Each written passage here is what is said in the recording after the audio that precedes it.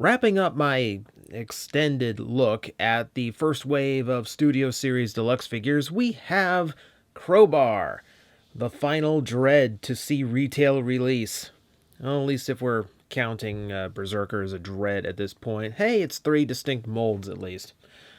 Eesh, did not mean to take this long. Best laid plans and such. He's dusty from how long he's been sitting waiting on this review stage.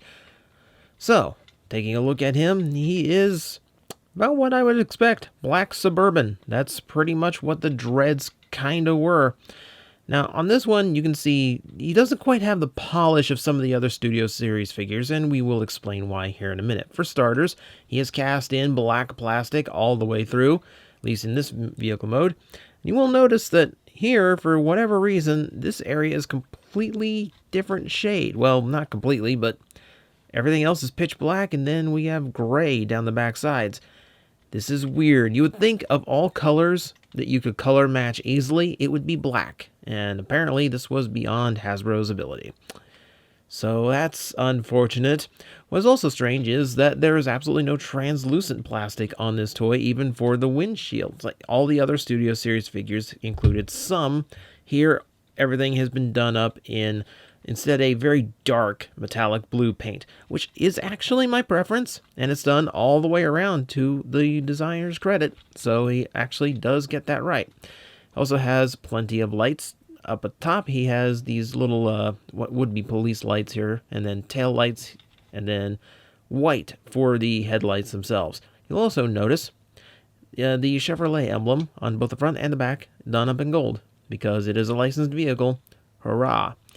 Everything else is relatively okay, and then we're going to get to the elephant in the room. For starters, we have a hinge here in the middle that really needed to be black plastic, but instead is gray, so it looks like someone took a chunk of paint out of the car. And then there is the fact that there's a bunch of junk underneath the edge of the vehicle mode, and suspiciously claws out the back of one of the wheels. And then there's this, which is either a massive, massive problem with your rear axle, or the tendrils of his hair in robot mode with no other place to go. Go look at Takara's promo video on Studio Series figures. Even they couldn't figure out what to do with these. They just kind of dangle at the back, and it also makes it very difficult to roll the toy, which is automatically points against the figure, because I don't ask for much. Stand up in robot mode, roll in vehicle mode. And that's not rolling anywhere. So, beyond that, we have only a scant amount of playability, because he does have these 2 clubs that he comes with. They peg into the sides. So I guess they're harpoon guns at some point in this, because they're pointed. I don't know. It's about as silly as any of the other weapon mount modes. Haven't found any place internally to store them, but, I also didn't look that hard. So there you go. Alright, transformation time. Let's see what this guy is all about. And here's where we uncover the dark secret of Crowbar. See, as it turns out, this is actually pretty much the same toy as Berserker from the last night. Now, Studio Series figures are completely new molds. Hasbro stated that even in this figure, there are no reused parts. Everything is brand new. Okay, fine. So it's not a retool of Berserker, but it is all new parts, so it's not a repaint either. So, we've never really had a good term for one of those toys that just borrows the engineering from an old figure and redoes it as its own. I like to call it a reincarnation. It's the same toy in spirit, but new body. So, we're going to start this toy's new body by undoing the front grille, and then we have access to start undoing the shells that will encompass a big backpack of all of his vehicle mode bits, though he does handle them fairly well here. If I can get another latch. I just clipped my nails. This was bad timing on my part. How about first we undo the sides?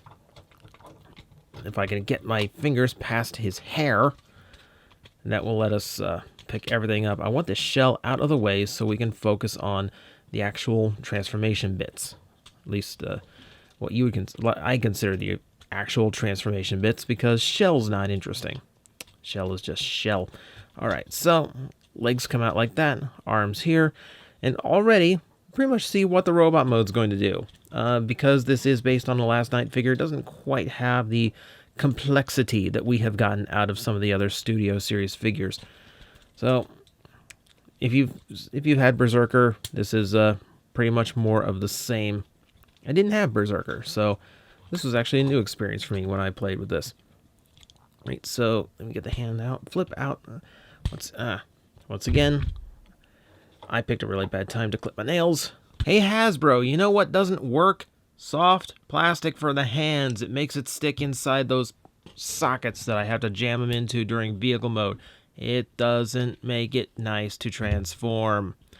So yeah, that got stuck. Had to pry it out with a crowbar. Alright, let's get this guy finished up. So, he's got a ton of kibble here in the back, and it's all got to accordion together in order to get everything squared away. And I can't even remember how it goes because I don't transform this guy very often.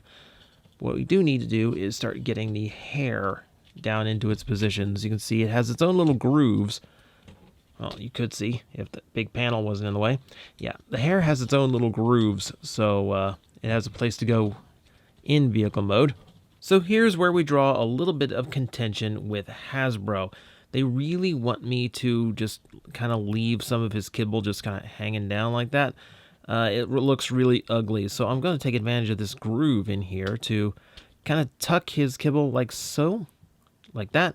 It gives him a hunched over look that kind of works for the dreads and cleans up his kibble a lot nicer. So I'm going to go with that. If you want to give him a more upright look, that's your responsibility as a toy owner. I have no sway over you in that sense. But for now, I'm going to call this my robot mode, where he is looking quite tall and intimidating as you would expect of a Dread. At least if you remember them. Didn't last very long in the movie. And of course they're movie Decepticons, so they don't last very long by design. And then there's the head, speaking of design. And this is a menacing guy. So like a lot of movie Decepticons, you have a big old fangs in the face. Very crude, very mean-looking design. Multiple eyes, which is kind of a big deal as far as movie designs go.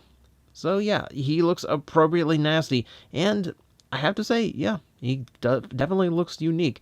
Bit of an underbite there, but, we're not going to judge. Some people can't afford dentists. It's just a thing.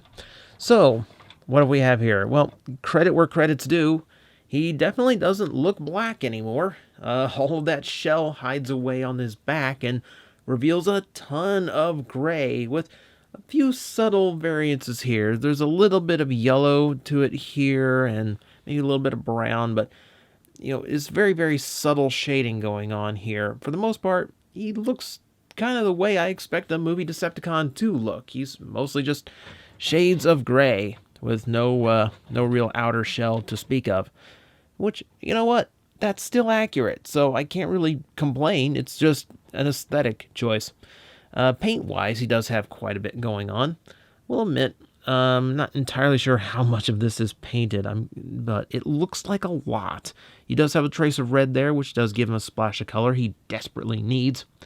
And yeah, I'm going to say that all of that darker gray is what is painted, because everything else seems to be that beige plastic. So yeah.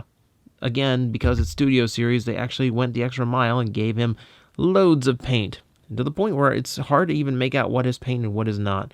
You have a bunch of dark paint here on the side of the leg. Makes it kind of blend in, makes it look like pieces of vehicle kibble are still actually part of his robot form. Haha, that's a nice little trick. Oh, speaking of nice trick, I actually forgot that part of the transformation. I don't remember having to do that last time. Okay, cool. So that frees up his feet. That's the one thing I didn't point out in vehicle mode. His wheels on the underside have a heck of a time tabbing in on mine, but that's a mileage may vary thing, or just a Studio Series 1 does not have a whole lot of good quality control going on thing. These started hitting retail, by the way, so that didn't take as long as expected. Good luck on those being better than the first run. Alright, so beyond that, we have, well, at least a unique design. Again, I hunched him intentionally. He straightens out if you want him to. But I'm going to go ahead and go into the articulation rundown, just so we can get this guy over with, and we start talking about other toys besides movie figures. Head is on a full ball joint, which does have plenty of motion. There's even a neck that goes downward if you want him to have an even more hunched look. So, and beyond that, we have a hinge there at the chest, which gives you more room in the shoulders, which are fully ball jointed if you need that. 360-degree bicep rotation, a 90-degree elbow, and a wrist that bends inward. We have an ab crunch, which is very rare in a deluxe, though you will have to kind of futz some of the kibble in the back to properly use it to any major extent. We don't have anything at the waist. The hips are not bad. They are limited. If the kibble's in the way, it makes it even worse.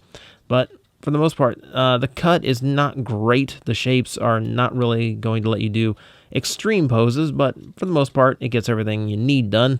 360 degrees at the thigh, and then a nice deep 90-degree knee bend.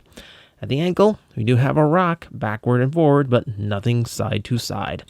Also, I will say he has this really big heel talon, so balance, not too much of an issue with Crowbar. He can pretty much maintain whatever pose he wants.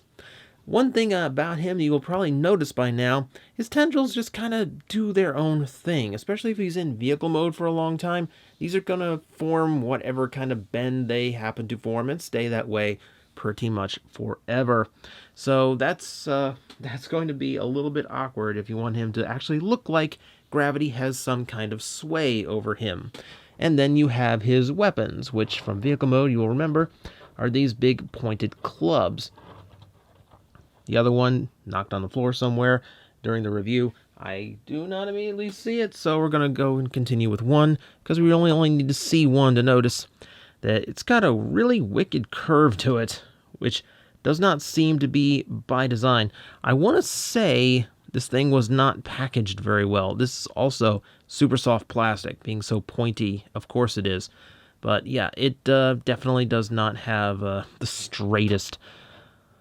It's not the straightest club I've ever seen. It's no, I can't tell, because even the ones that Hasbro has on like the stock photos, they still have bent clubs. So I don't know if it's just like all of them are supposed to be like that, or if all of them have been mispacked. It's equally likely with these figures, as it seems. But yeah, for the most part, that is Studio Series Crowbar.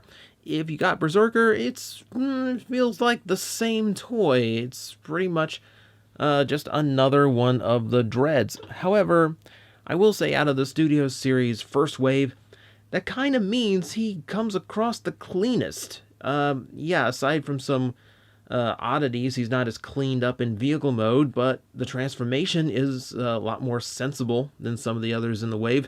Didn't have nearly as many QC issues on this one, and, you know, I will admit, it's not a bad figure. I especially like the color change he has going on from one mode to the other. So, yeah, I actually kind of find favor with this guy, which is ironic considering he's the closest the Studio Series has gotten to a retool so far. I'm beginning to think these aren't going to be for me.